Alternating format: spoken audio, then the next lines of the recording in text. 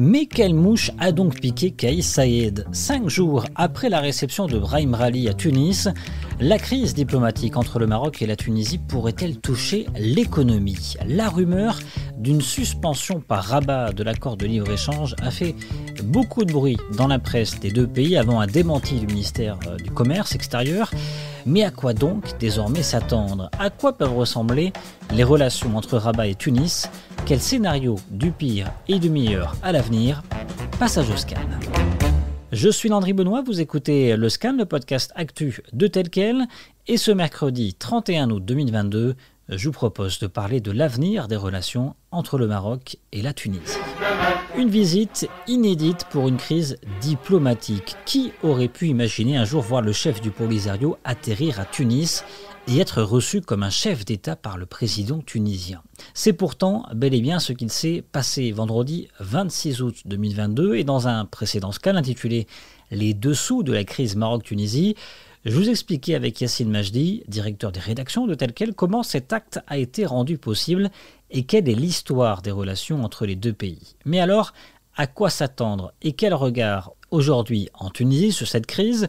Dans cet épisode du Scan, je vous propose un regard croisé entre un Marocain, Zakaria Aboudab, expert en relations internationales, professeur à l'université Mohamed V, et un Tunisien, Karim Barktala, homme d'affaires, ex-membre du parti Nida à Tunis.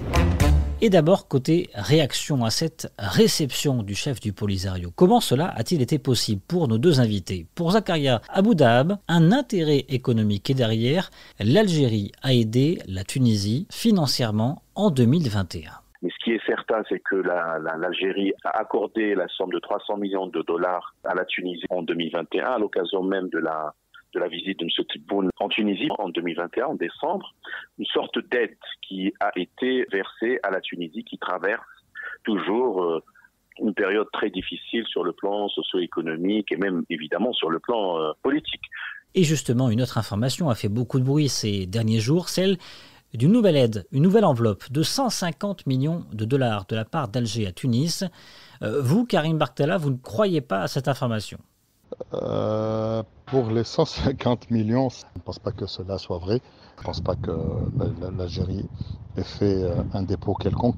Et de toutes les façons, si jamais il y avait un revirement de la position de la Tunisie en termes diplomatiques, ce ne serait pas en contrepartie d'une somme qui serait versée sur les comptes de la Tunisie, qui vit une crise sociale et économique des plus terribles, mais pas au point de se faire acheter avec un dépôt de 150 millions. Toujours est-il que selon Zakaria Aboudab, l'Algérie a profité de la situation de faiblesse économique et sociale de la Tunisie ces dernières années pour accroître son influence dans le pays. L'Algérie a certainement profité de la situation de faiblesse de la Tunisie sur beaucoup de plans pour marquer des coups, comme on dit, en stratégie, et approfondir la dépendance de la Tunisie, déjà qui était perceptible auparavant, la dépendance de la Tunisie de l'Algérie, et malheureusement cela aura des conséquences sur le plan même de la politique étrangère de la Tunisie, qui va à chaque fois attendre les signaux d'Alger pour agir dans telle ou telle direction.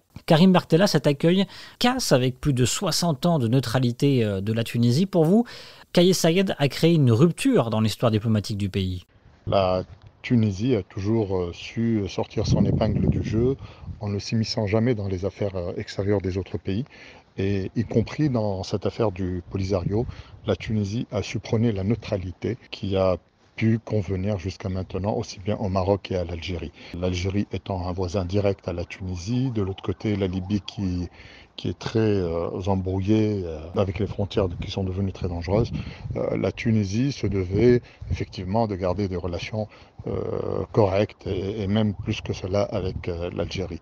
Mais de là à recevoir le chef du Polisario officiellement par le président de la République et le tapis rouge, c'est en quelque sorte une rupture avec la façon avec laquelle la Tunisie a toujours fait sa diplomatie. Et Karim Barktala, selon vous, la réception de Brahim Rally, c'est une reconnaissance de la race par la Tunisie?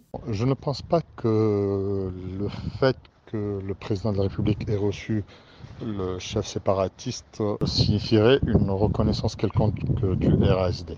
D'ailleurs, il y a eu confusion sur la page officielle de la présidence de la République, puisque au tout début Il y a eu donc la publication de cet accueil présidentiel avec la mention président de la République sahraoui. Cette publication a été retirée pour revenir un peu plus tard avec tout simplement les photos de l'accueil et le nom de Brahim Rali sans aucun titre en face.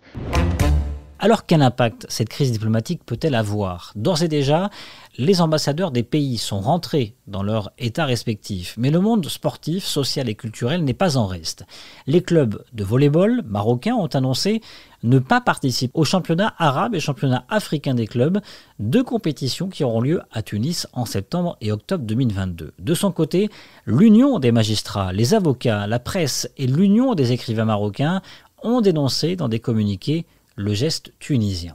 Zakaria Aboudab, au niveau régional, cette crise, c'est aussi une déflagration. Cela va peut-être accentuer quelques divisions au sein de l'Union africaine qu'on a vu aussi s'exprimer par rapport à la question de l'admission de l'État d'Israël en tant qu'État observateur, souvenons-nous. Donc cela, encore une fois, nous montre la carte géopolitique, géodiplomatique du continent africain, qui souffre déjà de pas mal de maux et de problèmes. Ça d'une part. Deuxièmement, l'impact régional va être évident, à mon avis. Ça va sans doute, à moins d'imaginer un scénario rocambolesque, comme on dit, ça va précipiter la dissolution de l'Union du Maghreb arabe, puisque cette union, créée en 1989, était le résultat d'une aspiration même populaire exprimée déjà durant les années 50 par les populations maghrébines, notamment marocaines et tunisiennes. Maintenant, ce que je souligne, c'est cet impact, bien entendu, limité au niveau continental, parce que je ne pense pas que la Tunisie puisse aller jusqu'à la reconnaissance de l'entité fantoche, parce que cela est inadmissible même au niveau de la Ligue arabe. Et par conséquent, seule l'Algérie aujourd'hui, le pays arabe au sein de la Ligue arabe, qui reconnaît encore cette entité. Mais les Tunisiens, comme exprimé Feu le roi Hassan II dans une interview datant des années 80, reviendront à la raison. C'est une position exprimée non pas par l'État tunisien, mais par un personnage qui s'appelle M. Kais Saied. Karim Bartella, les Tunisiens sont choqués par cet accueil de Brahim Rali. Les Tunisiens ne veulent pas que la Tunisie se mêle du problème sahraoui. Ils veulent que ce problème soit résolu directement par le Maroc. Plus tôt ce problème se règle, mieux il en sera. Les Tunisiens, dans leur grande majorité, ont été choqués par le fait que Kais Saied casse avec cette tradition tunisienne de neutralité et étaient même bouleversés et l'ont exprimé à travers les réseaux sociaux de manière très très forte. Alors quid de la suite des événements? Quel avenir entre Rabat et Tunis? Zakaria Aboudab, lui, voit trois scénarios. Le premier, celui de l'apaisement. Premier scénario, on va dire, les deux capitales vont reprendre contact et essayer un peu de dépasser cette crise.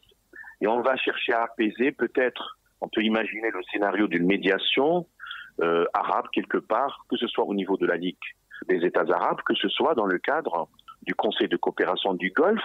La Tunisie n'en fait pas partie, ni le Maroc. Mais nous avons, nous Marocains, avec le CCG, un accord de partenariat dit avancé. On va dire, quelques pays influents vont essayer d'agir sur la Tunisie pour qu'elle révise sa posture ou sa position.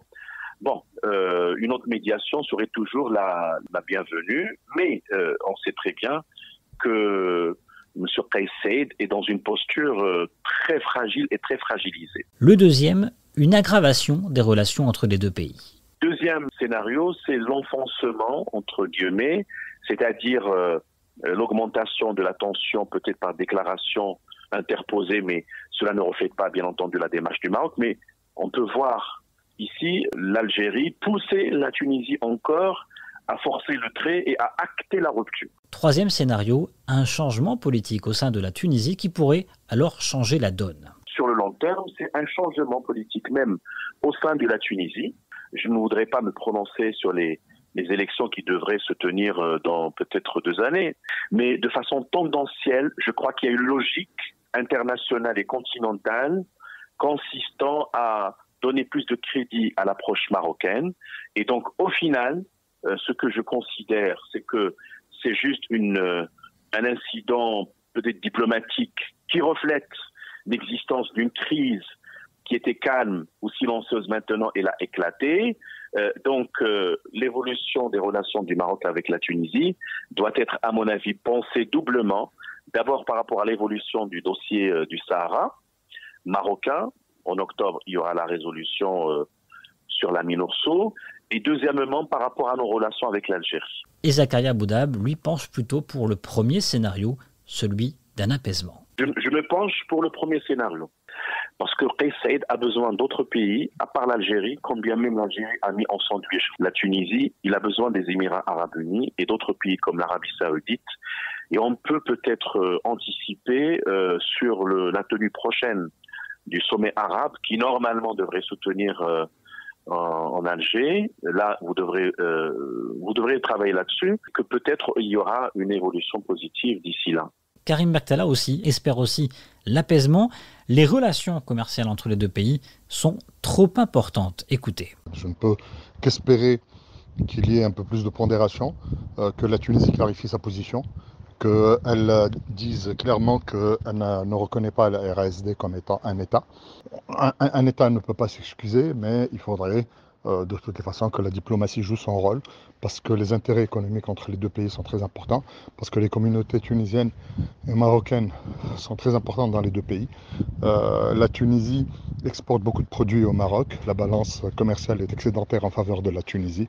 Ce serait dommage qu'à cause d'une bourde comme celle-ci, parce que j'estime que c'est une bourde, et j'espère que ce n'est pas un choix de mon pays, donc que cette bourde ternisse des relations plus qu'ancestrales entre la Tunisie et le Maroc. Et à rappeler niveau commercial qu'en matière de balance commerciale, c'est la Tunisie qui l'emporte face au Maroc. L'excédent commercial tunisien atteint même jusqu'à 1,5 milliard de dirhams ces dernières années. Cette crise diplomatique pourrait avoir sans doute des conséquences économiques. D'ores et déjà, un appel au boycott des produits Made in Tunisia a été lancé sur les réseaux sociaux marocains. Le Scan, le podcast d'actualité, c'est fini pour aujourd'hui. Réalisation Adam Al-Arshawi. N'hésitez pas à vous abonner sur le site telquel.ma et à nous retrouver chaque jour du lundi au vendredi sur toutes les applications de plateformes de podcast et de streaming.